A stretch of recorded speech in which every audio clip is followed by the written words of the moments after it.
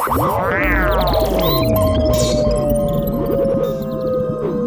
pretty amazing, really, how much of an impact MIDI has had on just music creation. Because you can do just about anything. Yeah. It's hard to imagine what it was like before that. Yeah, you had to play it, you know.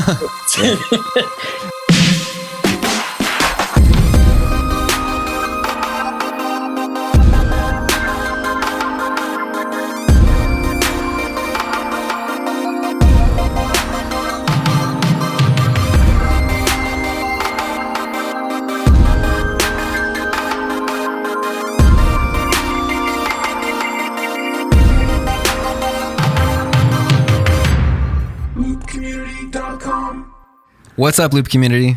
Welcome to the podcast. Hi, everyone. I'm here with Chris Conway. And I'm here with Matthew McCoy. How's it going, Chris? I'm very well. How are you? Who's on your shirt? Django Reinhardt, the old Belgian/French guitarist from the 30s. Look him up, kids. Oh, yeah. I've heard Django of him, Reinhardt. for sure. Yeah, right. So, Chris, today we had an interview with Phil Sillas. Yes, we do. And I thought it was a really interesting interview, but it's also because I'm a little bit of a nerd. You are.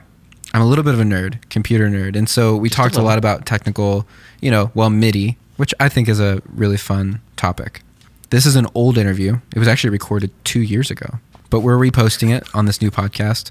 And don't tell them that, Matt. Right. But I thought it was a good interview. And so we're gonna kick it back into gear. When I said, Phil, get started, and he says, I started out at a very early age. Huh. It just made me laugh because I was thinking, isn't it so funny how many people say that? Like, I want to hear from someone that says, I started out at 60. Right. You know what I mean? Like, when did you start playing guitar? I was 11, so okay. 24 now. That was my story, too. I started playing when I was like 10 or something. Mm-hmm. So what did you think about this interview? It was all very fascinating to me. I will admit I did not know really almost anything about Phil before this, but I still really enjoyed it. He's certainly kind of a track tech kind of veteran, right, and has, like you, has kind of been doing it for so long that you guys have seen all these changes happen. Yeah. He is a legend in this worship world, especially, and with technology and all the stuff that we were talking about. Like, Phil is the man. And so let's just jump into the interview, and then we'll be back and talk about it after that.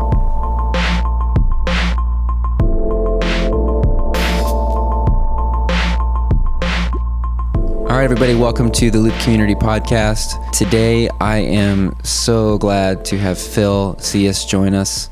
Phil, thanks for being here. Yeah, thanks for having me, Matt. It's fun. So Phil has been around in the worship and music world for a long time, and really have appreciated his work that he's done with song discovery. And I just thought it'd be so cool to have him on here and kind of share a little bit about worship music, and also talking about gear and MIDI and loops and patches, just the history of that. As we're kind of delving into this series of the history of loops. And so Phil has a lot of knowledge there. And Phil, I was wondering if maybe you could just share with everybody who's listening just a little bit about your history with music and worship. How did you kind of get started? Yeah. Well, I started out at a very early age just playing in garage bands, and when I was in grade school and junior high, and into high school, I landed my first publishing deal. Wow. As a songwriter. So I got thrown into the studio world because I had to cut demos. And that was during the days when it was, 16 track and 24 track 2-inch. And what year was this? I don't want to date myself. Right. So, no, this was about like 1980. Okay. And I just kind of got really lucky and got to hang around studios and loved just the whole process, and became an intern and a second engineer into engineering, but all on analog, so right. Which was great. And I was around the time when the first digital, the first ADATs came out. And that was just such a stinking game changer, because you could basically buy an 8-track digital machine, yep, and get a Mackie little console and you're doing stuff that you had to literally pay a recording facility in the past to do. So that was a big game changer in recording. But prior to that, had gotten a job right out of high school working for Guitar Center in Sherman Oaks, California, right at the beginning of the DX7 and Midi. That was a big game changer for keyboard players. Is that when Midi kind of came into the scene in the early 80s? Yeah. Everyone was trying to figure out what it was and what, they knew it was an interface and it connected, you had 16 channels and, what was that all about? And, what could you put on? Could you put audio through the channels? And, so I think we're all still trying to figure out exactly what it is. Right. So yeah, it was a real exciting time. And then with the sequencer that, Yamaha came out with sequencers that were MIDI. And then you could take multiple keyboards and have them play different parts. And I think right alongside of that, maybe, a couple months later, and Sonic came out with its first sampler. It was like a 12-bit sampler that you recorded onto floppy disks, your samples. And yeah, it was a pretty cool time. And did it record like just an audio file, like a wave file or? Yeah, audio. So it had like it had a 1/4-inch mic input in the back. And so, you would find like naked snare hits or toms and stuff and just sample those and then trigger them off the keyboards. And the classic one for me was an Aretha Franklin's Rock Steady. There's a 2-bar just drum thing in there that I sampled. And I probably wrote about 20 songs with that underneath it. And it was on a floppy disk and you'd put it in a keyboard and play it back. Yeah. Trigger it through keys, and then your tempo couldn't do anything with the tempo other than the tempo that you recorded it in, and then it would go down the keyboard, and of course it would speed it up in quarter and half increments. That's what I was going to ask you. So how do you actually stay in time? Were you guys on a click track, or did you just have to play along with the sample? You played along with the sample. Wow. So you had to make sure the drummer could hear it loud enough. Yeah. Yeah, what we would do is, and they were only 2-bar beats. So with a sequencer, you could hit, if the sample was on middle C, you hit your middle C on the downbeat. Yeah. And it played for 2 bars and then redo it. And then you could quantize that. And it would be, it would get pretty locked in there, But that was the beauty of that, was that there was kind of still a looseness behind it, Right. It wasn't so rigid. Yeah. And so this sample probably would just play throughout the entire song. Right. And you'd be playing along with it. Play along and have, stuff on top, augment it with, percussion or real drums or whatever. But it just, there was something about just the grittiness and the way it was recorded and, and the feel of it was really cool.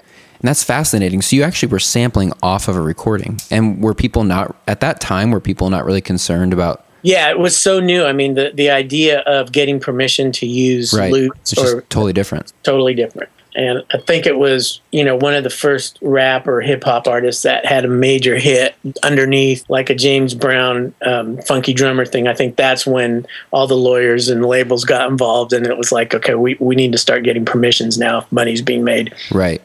That's pretty awesome. And then when you guys made these samples, did you guys have a way of sharing these discs with each other? Or? Yeah. So the thing of it was, if you were a salesman, like in LA at the time, that was selling gear, whether it was at Guitar Center or West LA Music or Sam Ash or whatever, I mean, it was very competitive. So the guy I worked with, what we did was we would collect samples and then also patches from the DX7, and we would store them on I think it was like a Apple IIc, like one of the earliest Apples. Yeah. And a Commodore 64. And so if you bought your keyboard from us, we would give you, sounds that we had kind of collected from other players and stuff. And so it was like, in a way, it was one of the first kind of sound communities. Guys would come in and go, hey, I got this great Fender Rhodes patch for a DX7. I'll trade you that if you have any new bass sounds and stuff. And so we just started collecting these things. And then, guys would bring in their little DX7 RAM cartridges and load them up, and everyone started sharing sounds that way instead of, the way they do it today. But that was like the first real way of doing it. Right. It's pretty wild because it's pretty similar to even what we're doing now, except for what we're doing now is just digital. Right. Then you're actually just passing around discs. Right. Yeah, so it was floppy disks, or Yamaha would sell these RAM cartridges, for like $100. Wow. You could store 32 sounds. Unreal. So, yeah. 32. Yeah, the Wild West. Wow. So when did I'm not really even sure on the timeline of recording studios with digital recording like Pro Tools. When did like music software start coming into play? Because you were making sounds on a keyboard. Did you ever transition to making sounds in software? I think once Pro Tools kind of made its entrance, that's when I think that's when people started finding their niche. So if you were a player, you really just played, and then you would look for, okay, where are the resources for sounds? If you were an engineer, a guy that was really into computers and programming, that's what you would do. So I at that point just kind of like jumped ship in terms of creating samples, because there were so many guys that were doing it and doing it great. And it's like, at that point, it's like, I just want to play and write rather than spend a day trying to create the great snare sound, Right. So at that point, once Pro Tools got into the game, that's when people started finding, their roles in the food chain of sounds and recording, as it were. Right. It's pretty amazing, really, how much of an impact MIDI has had on just music creation. Because you can do just about anything and then fix it by, clicking and dragging, MIDI notes around in software. And it's hard to imagine what it was like before that. You had to play it, Imagine that. And punch in and punch out. And, it was a lot of fun. And what's funny is that some guys I play with now that are young, really great players, and they're all talking about finding old analog gear and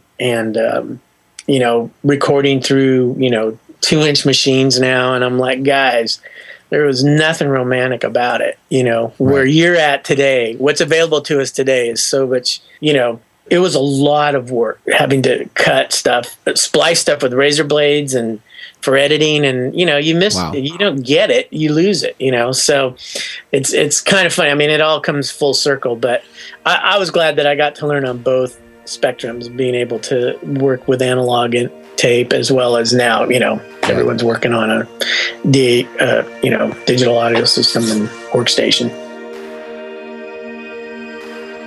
Hey music creators and producers, do you have any experience creating tracks for worship? Here at loopcommunity.com, you can upload and sell the tracks you make to earn some extra cash. Recently, a contributor told us that the extra money he made from selling tracks on Loop Community helped him pay off all of his student loans. If you're new to creating your own tracks, we have many resources on our site to help you learn how to make music. To get started, click the Upload button at the top of our website. You'll need to fill out a simple application, and once you're approved, you can start selling your tracks to the entire worship community. If you don't make tracks, know that the purchases you make on Loop Community are supporting a local worship leader. The community is grateful for you. So are you doing anything now with production or music? Or? Yeah, I do quite a bit. Producing a lot of Spanish worship music right now. Oh, that's great. Yeah, and so that's been great. Along with contemporary Christian artists that I'm working with that we're doing a couple of projects with. So yeah, my dance card's pretty full, so I'm pretty excited about that. And you're using MIDI a lot? Yeah, I am. I'm in Logic, and I love that because I think it's probably the finest integration of both audio and MIDI. Yeah, I really love working with MIDI and Logic. Yeah, and also the sound. I've always been impressed too with the sound libraries in Logic. Yeah, they're pretty great, actually. I mean, if you dig into them, it's pretty amazing what Logic gives you, and especially now with the stuff that they have and the tuning, the tuning plugins that they provide. I mean, it's really great. So, do you have any third-party plugins that are your go-tos? Yeah, a lot. So what are some like good, just like for our contributors on Loop Community, if they're looking for good keyboard sounds or drum sounds? Yeah. So Nexus 2 is a great keyboard plugin synth that I'm using. Of course, Omnisphere and RMX and the Trillion for bass. But Nexus is great. Have you used any Vengeance samples? Have you heard of Vengeance? No, I haven't. Okay. Someone was recently just telling me about Vengeance. Apparently, it's kind of like a sample pack that is really big in the pop music world. So people who are making like Justin Bieber, Katy Perry stuff. Just kick drums. Oh, wow. Snares that are very like high production pop. And I just got this Rev synth, this Rev Soft synth. Oh, that's I've heard pretty that, great. So everything's, it's just a great library of reverse stuff, but it's much more than that. I mean, the programming on it is great. So for pop music, it's pretty killer. Yep. So, are you writing worship music at all, or? Yeah, I am. I continually do that. So between worship writing and then the other songwriting are to me, they're just two different things. So, the worship songs that I write are really things that are birthed out of the church that I'm attending, or, that come out of just stuff that our congregation's going through, and or teachings that, we're going through on the Bible. But it's very difficult for me to kind of sit in a room and go, okay, man, let's write a worship tune, Yeah. But I do, it's just a little bit of a slower burn for me on the output of worship songs. Right. And you've been in the worship world for a while, so you've probably seen it just change, like the styles and approaches change so much over the years. And it's interesting to me as I see like even what Hillsong Young and Free is doing now, like it seems like a lot of worship music now is very much electronic music, pop soundy driven. And I wonder, like, do you see it continuing that direction, or do you think it's going to be? Yeah, I mean, this is just my 2 cents, but I think worship music was so entrenched in that U2 guitar thing for such a long time that now with Hillsong and Planet Shakers and stuff, I mean, bringing more of an EDM feel to things. I think in a lot of ways it's a breath of fresh air. Right. And so I kind of think it's going to stay there and evolve within, the way that music is evolving. And the other thing too is that it's the technology that's available for it to evolve is pretty great. So I think it'll be a while before maybe it goes back to the acoustic guitar. Right. Thing. Like it's not just a fad right now. Right. Yeah. MIDI has a life in the future of worship music. Yeah. So, and the other thing that I've noticed in worship is more worship teams now not being so afraid, but embracing technology, within the team. So like, playing the loops and stems and, it's like, that's kind of exciting. And because I think it just sharpens your playing.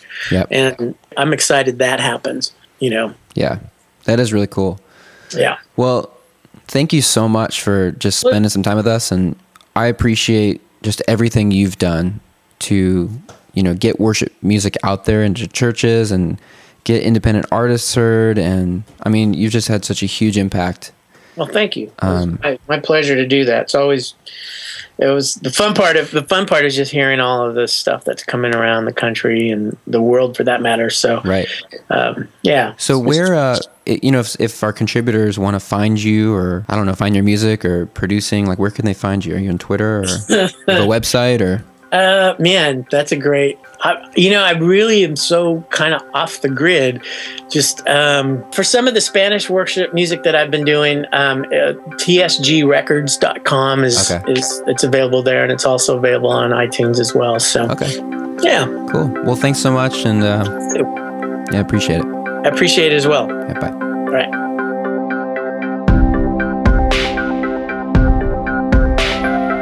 One, two, three. Mailbag! What's going on, guys? It is now time for our mailbag.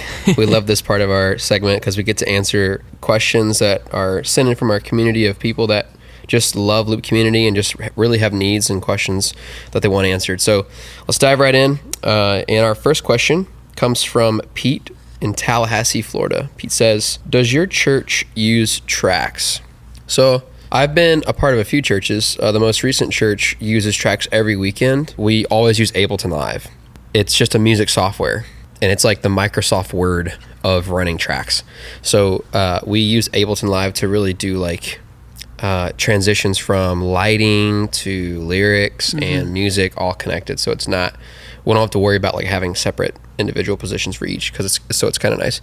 And then when it comes to like student ministry or like kids worship or something during the week, I always use Prime because let's face it, Prime is awesome. But it's just easier for me just because with Ableton, it's a lot going on. Yeah. So like I have to pre-program a lot of things, but with Prime, I'm not really doing the same thing. So I don't have to use as much, which is why I utilize Prime. It's just easier for me to quickly set it up and kind of go. So it can make a mediocre band who have volunteers that are like maybe not as confident as they'd like to be, like really confident. Right. And it makes it just really mesh. And then, you know, it gives us a full sound that otherwise we wouldn't have. Right. Yeah, I always recommend to people to just try it. Just go for it. Yeah. Even if you're just using it to keep your band tight, like it helps so much. Yep, totally. Great. Well, our second question comes from Ted in San Diego, California. How's it going, Ted? What's up, Ted? The question is, who is your favorite worship artist and why? Wow.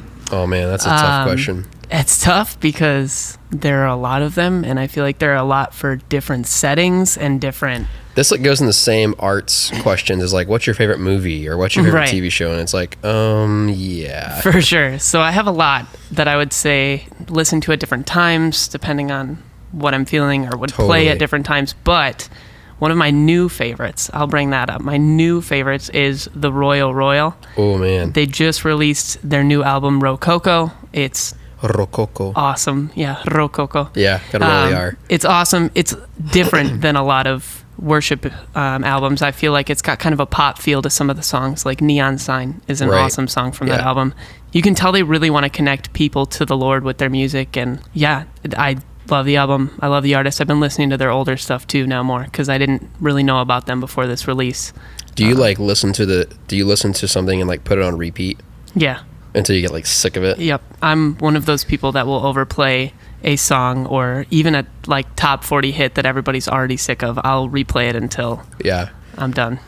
I'm that guy that like shares it on Instagram and stuff so that everyone should like listen to what I'm listening to because Right. I think I know music the best, which I really don't. I just, I like sharing things on Instagram because when I'm listening to a good album, Oh yeah. it's like, oh man, I want other people to hear this and just love it as much as I do. But they are a great band. That I think what's great about them is that they have their melody lines are very catchy. Oh yeah.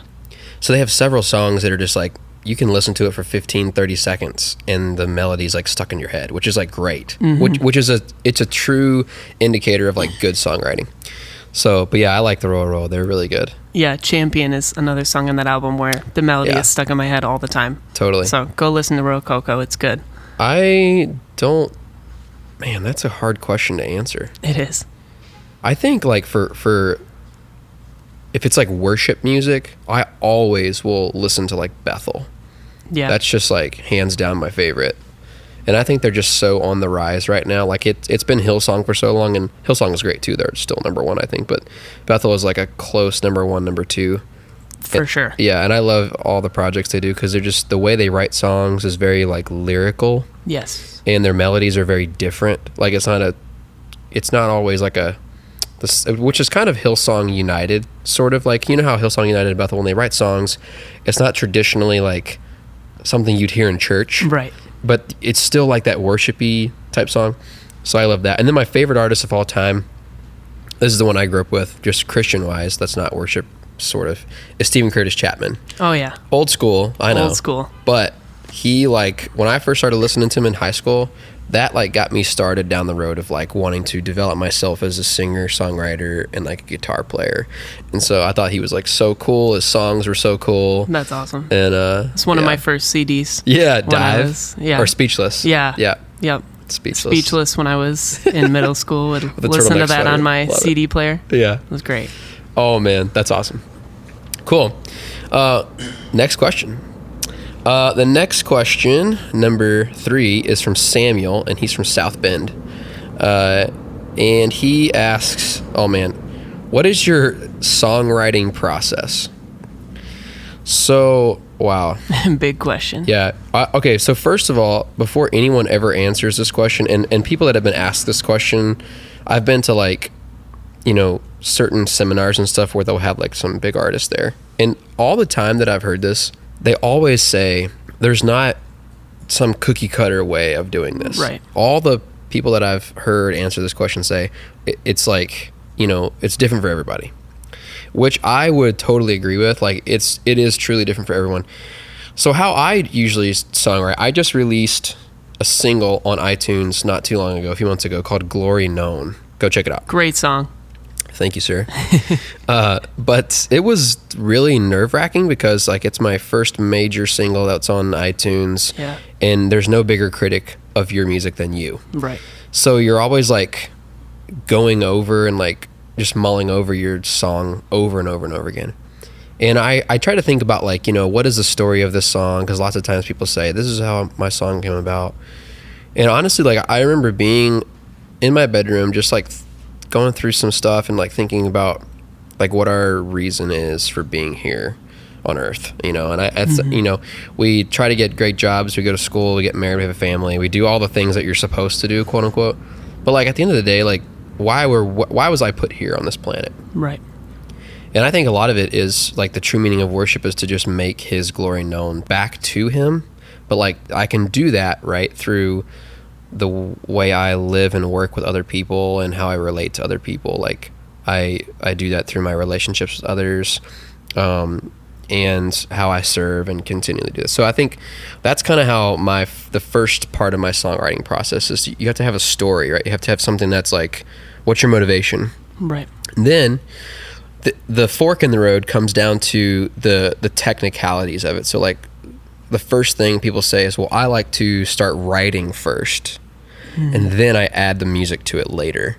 And then some people say, oh, well, I have this melody in my head and then like I just kind of fill in the words to it later on. And then some people actually say that they do it at the same time, like it all happens simultaneously. And again, there's no cookie cutter way. For me, most of the time, and it was true of this song too, I have this melody that I think the Lord gives me and I just start humming some notes in my head. Mm-hmm. And so I kind of record the melody first, and usually it's like la la la. I just kind of like hum that out. And then once I have like a set melody, I'll put chords to it on the guitar or the piano or something, record that. Always record your stuff. For like sure. even if you're like with your phone, like use the voice recorder to like Right. record a 15-second clip of it, because you'll forget it. You'll forget it right away. And then I plug the lyrics in later, because I can mull over like, what do I want to say? How do I want to say it? And I need to fit it into the meter of the song. Like the melody is profound, but I want the lyrics to be the hero, right? Right. So that's my process, is kind of get alone with the Lord, or just wherever's comfortable for you, a good creative writing space. And like really just think about what it is that's on your heart. What message do you want to speak back to God, or what message do you want to speak to others, or what message do you want to speak even to yourself? Mm-hmm. And then start with like either the writing or the music. Like start with one and then try to, like a puzzle piece, fit it in. And you'd be pretty surprised on what happens, and you formulate your own process. But that's mine. And the last part of that is just like collaboration with other people. So don't be afraid to like, I think of that song like where it's like, hide your light under a bushel. Mm-hmm. No, I'm gonna let it shine. Right.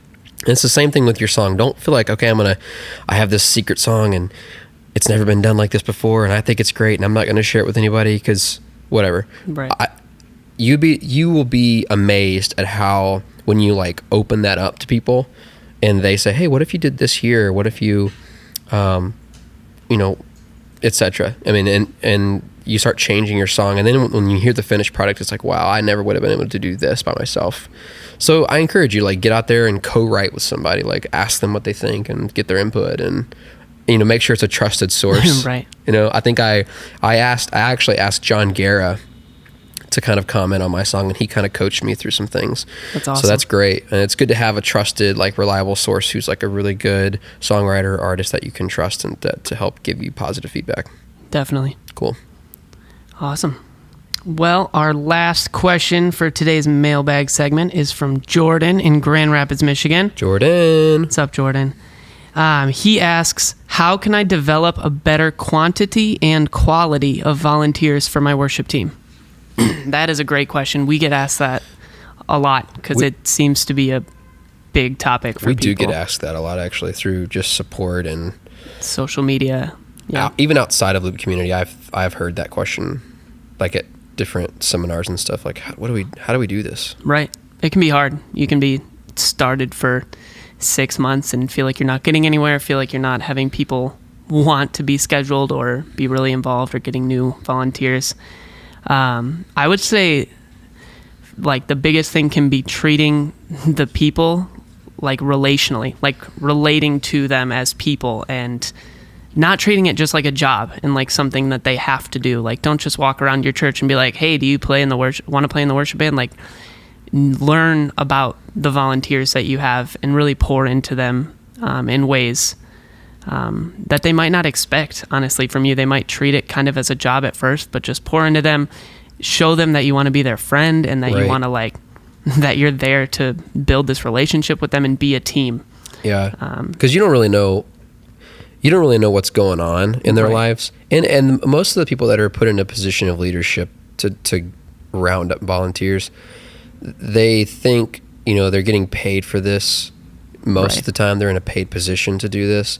And it's really easy for worship leaders to get their mind inside of this box where it says, okay, all I have to do is practice guitar, print off a few chord charts, and select the songs we're going to do. Mm-hmm. And like, that's kind of it. And they know they have to schedule people, but they don't think of it as like, this role of mine is pastoral first. Right. And like stage music second. You know what I mean? Like you can't do any of these things without relationships with people, because your position like is a direct reflection of the leadership and your relationships with those people that are helping serve with you.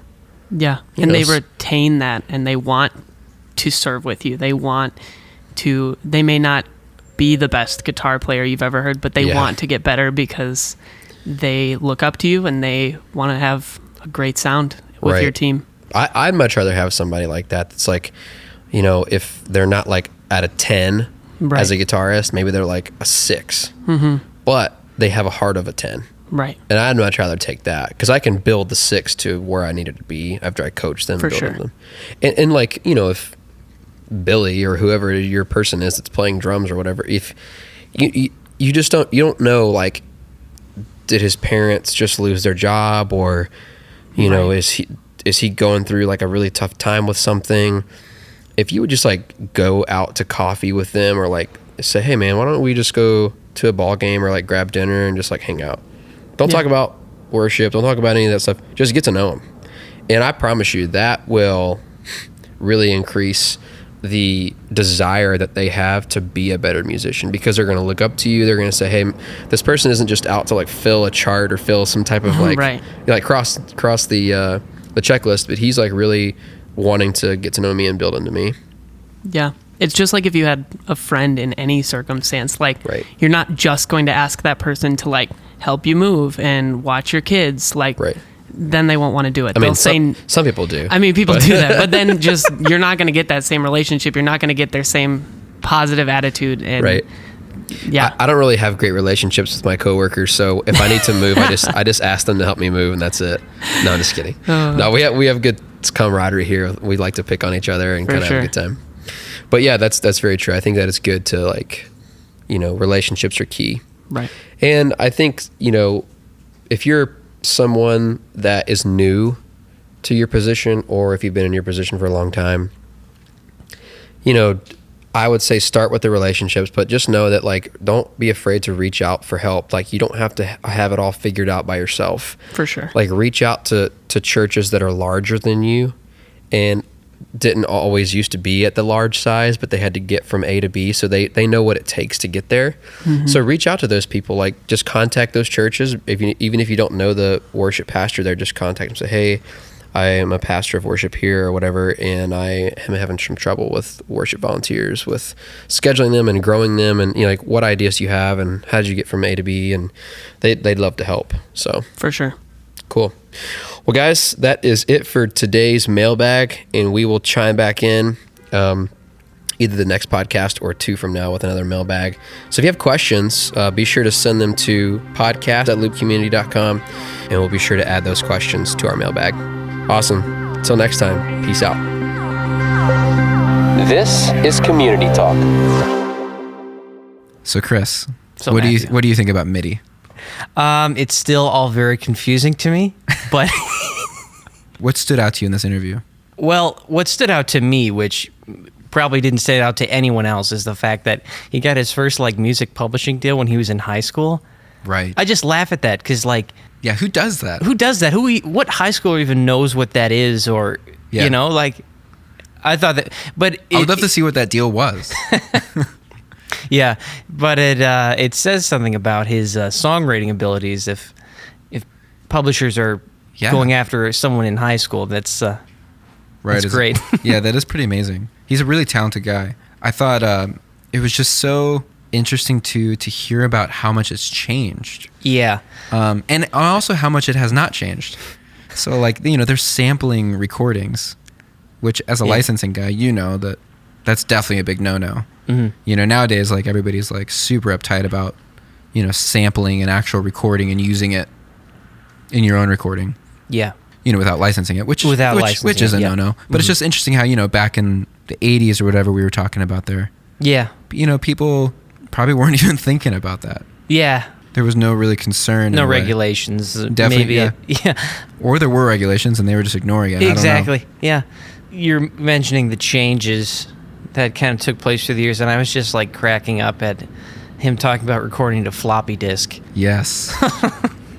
That What a is- short-lived piece of technology. I know. But I do think it was interesting that, Loop Community, that they basically started the first like Loop community in a way. Back then, I think he was calling it a sound community Yeah.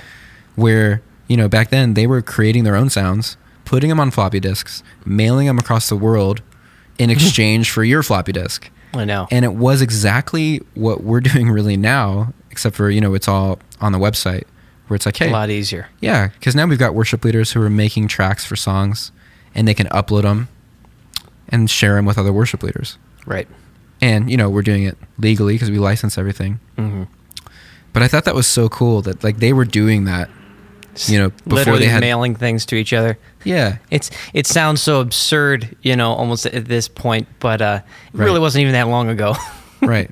So, yeah, no, I thought that was really cool. And I also thought what was interesting is I was asking him, and mind you, this was back in 2013 when this interview was recorded. Mm-hmm.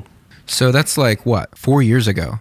And I asked him in this interview, do you think that the worship sound is still going to stay very electronic, heavy, kind of pop heavy? And it's just interesting listening to that back again 4 years later. Right. Because exactly what he said definitely has happened. Yeah. If anything, people now are more than ever before embracing tracks and electronic music in the worship sound. Yeah, it's pretty cool. And I didn't really grow up listening to any of this or in the whole kind of worship world. So Right. it was like this whole bubble that I never even knew existed. And yeah, it's really thriving and growing. It's pretty amazing. Yeah. Yeah, and so, the worship sound now is pretty electronic, and it's almost exactly what he predicted, which Yeah. I thought was interesting. So Phil's the man. He's such a great guy too. I love. I've had a few opportunities to hang out with him one-on-one in person at the National Worship Leader Conference, and he's just such a good guy. For a long time, he ran Song Discovery, Mm-hmm.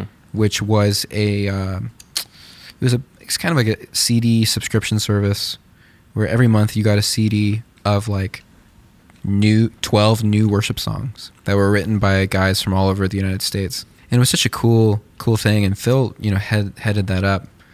So he's just really been doing some awesome stuff. And now he's producing new music. And so I'm very grateful that we got to have him on the podcast. And Yeah, I enjoyed it. you've learned everything you need to know now about MIDI, right?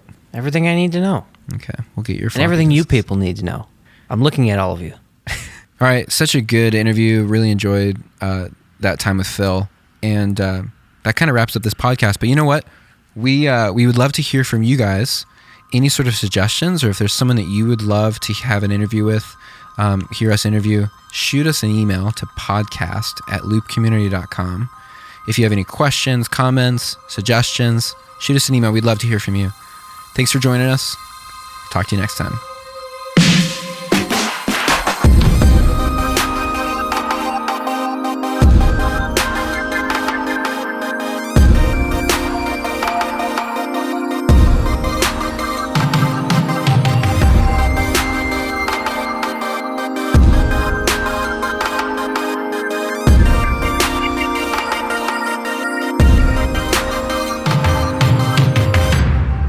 loopcommunity.com. Thanks for listening to the Loop Community Podcast. Wait, don't leave yet. Go subscribe.